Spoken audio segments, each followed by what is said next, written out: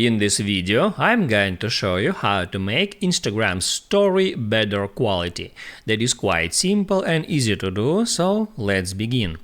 And first, open up Settings and then scroll all the way down until you find Camera. Just get into it and next hit on Record Video.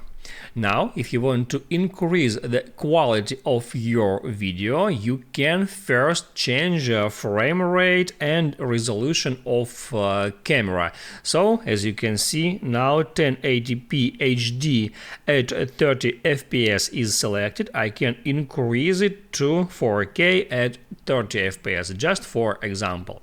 After that, you can go back for a step and get into Record Slow-Mo. If you are making slow-mo video, there you can also change its quality.